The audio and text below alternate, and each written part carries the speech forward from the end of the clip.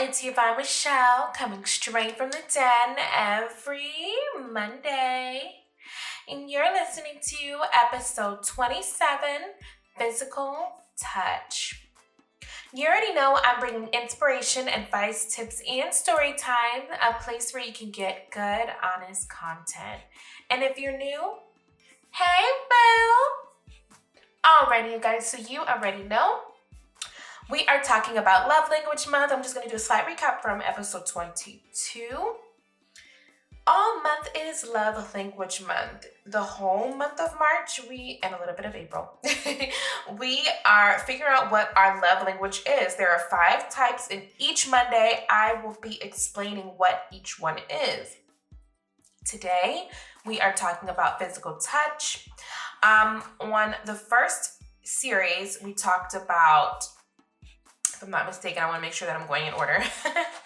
On the first one, we talked about words of affirmation. The second one, we talked about acts of service.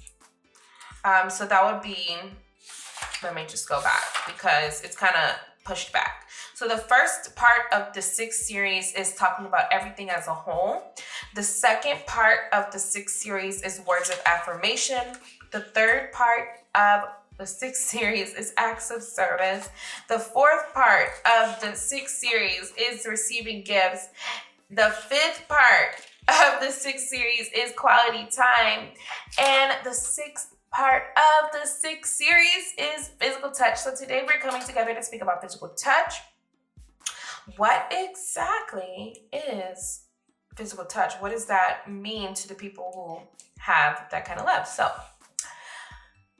people with physical touch as their love language feel love when they receive physical signs of affection, including kissing, holding hands, cuddling on the couch, sex.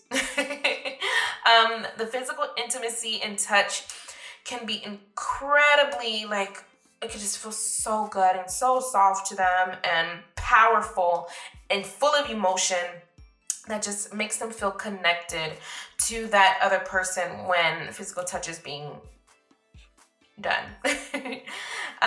So the roots really go back to when your childhood, to your childhood, and as children we hold hands with our parents, and it just makes us feel connected with them. We hug them, we give them kisses.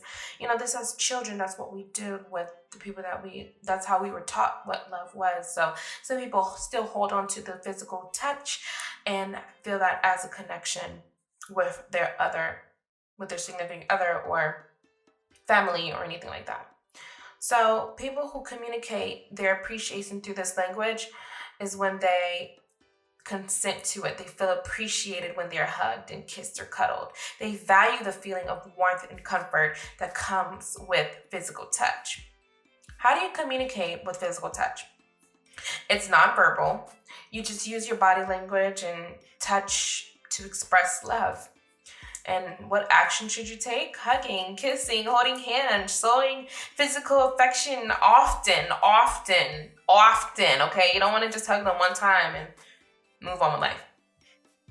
Showing that, it makes the intimacy thoughtful and they feel connected to you.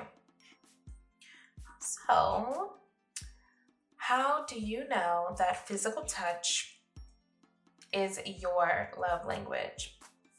As you already know, I'm going to tell you to please think about these 3 questions before I speak about the 5 ways you know physical touch is your love language. So A, how do I show love? B, what do I complain about most in my relationship? C, what do I request or actively need from my partner on a day-to-day basis? Alrighty, so the 5 ways you know physical touch is your love language. 1, you look forward to hugs, cuddles, kissing, and nothing beats the physical touch. Nothing else beats it but that.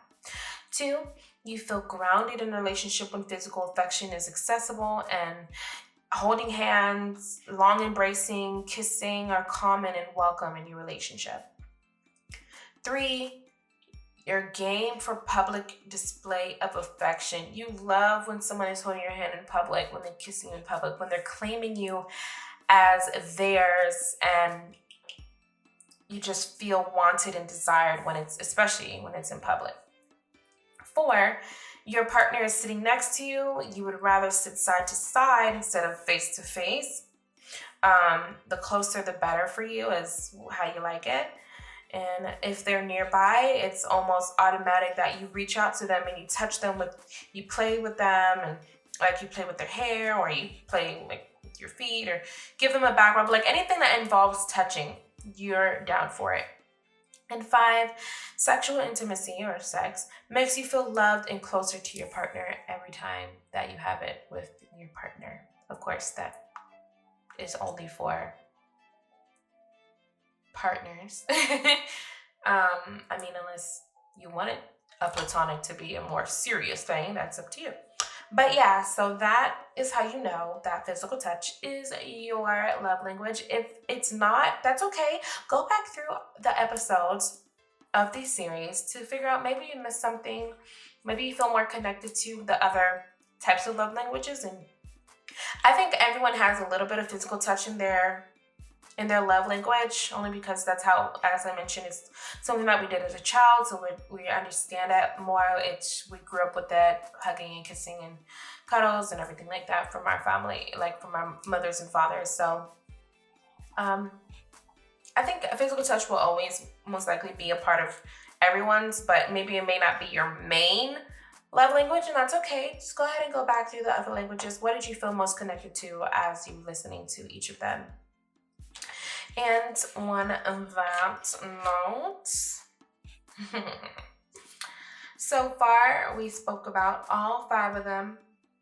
I really, really hope that these episodes helped you to understand these types of love languages to show and to give and to have, to earn from everyone, and know that, maybe it would help if your partner listened to these episodes as well, to really understand how you want love, or either way, it's fine with me. As long as it benefited you, that's all that matters to me. On that note, thank you so, so much for not only listening to today's episode of 27, but for listening to all of the 6 series if you got the chance to.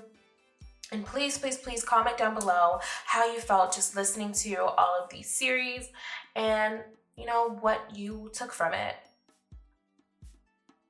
Love you, Bill. Later, Bill.